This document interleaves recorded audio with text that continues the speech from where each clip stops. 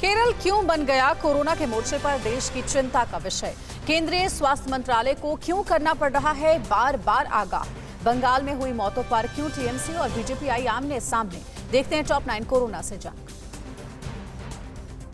Corona के case कम होने की जगह धीरे धीरे बढ़ रहे हैं। पिछले 24 घंटे में देश में कोरोना के 42,919 नए मामले सामने आए हैं। वहीं इस दौरान 41,000 से ज्यादा मरीज रिकवर हो गए हैं।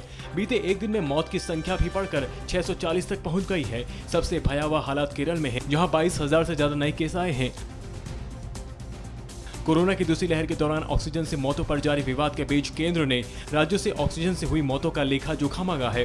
राज्यों से ऑक्सीजन से हुई मौतों का ब्यौरा 13 अगस्त तक देने को कहा गया है। पिछले दिनों केंद्र की ओर से संसद में कहा गया था कि ऑक्सीजन की कमी से कोई मौत नहीं हुई। इसके बाद विपक्षी दलों ने सरकार पर गंभीर सवाल उठाए थे। पश्चिम बंगाल में कोविड और दूसरी वजहों से मौत के आंकड़ों की सनसनीखेज रिपोर्ट आई है। सिविल रजिस्ट्रेशन सिस्टम की रिपोर्ट के मुताबिक राज्य में मौत के जो आंकड़े आए हैं, वास्तव में मौतें उससे 11 गुना तक ज्यादा हुई हैं। इसके मुताबिक करीब एक साल की अवधि में राज्य में 1,20,227 लोगों की मौत हो गई, जबकि सरकारी आंकड़ों में मौत की संख्या सिर्फ 10,787 बताई गई है।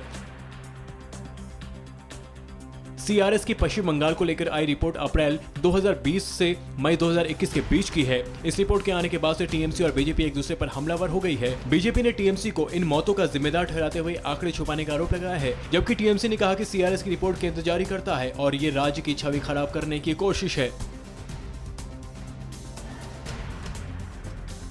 नीति आयोग के सदस्य डॉक्टर वीके पॉल ने कहा है कि देश के कुछ जिलों में केस घटने के बजाय बढ़ रहे हैं और यह चिंता की बात है। 62 जिले ऐसे हैं जहां अभी भी 100 से अधिक कोरोना के केस आ रहे हैं। डॉक्टर पॉल ने कहा कि नॉर्थ ईस्ट में पॉजिटिविटी रेट 10% से अधिक है। ऐसा देखा गया है कि वायरस कम होता है फिर सजग हो जाता है। वायरस के बिहेवियर को हल्के में नहीं ले सकते।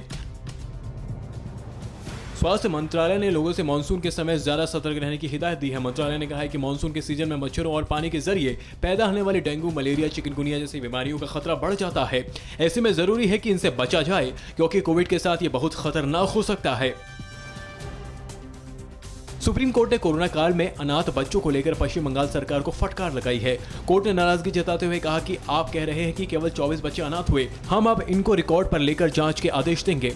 इस पर बंगाल सरकार के वकील ने कहा कि अनाथ हुए बच्चों का आंकड़ा 27 है, यह फैक्ट है। जस्टिस राव ने कहा कि हमें आपके आंकड़ों पर विश्वास नहीं है। तमाम हिदायतों के बावजूद कोरोना से जुड़े प्रोटोकॉल फॉलो नहीं किए जा रहे। यूपी के अमेठी में आए वैक्सीनेशन के लिए लोगों की लंबी लाइन लगी रही और इस दौरान किसी ने गाइडलाइंस पर अमल करने की जरूरत नहीं समझी। अमेठी कोतवाली क्षेत्र के इस सामुदायिक स्वास्थ्य केंद्र पर सुबह से ही आलम कुछ ऐसा ही रहा। टोक्यो ओलंपिक खत्म होने में अभी 10 दिन से ज्यादा बाकी है, लेकिन खेलों पर कोरोना का खतरा गंभीर हो गया है। टोक्यो में रिकॉर्ड संख्या 2,848 नए केस आए हैं। सरकार की चिंता इस वजह से और बढ़ गई है क्योंकि शहर के अस्पतालों में बेड की कमी होने की बात भी सामने आई है।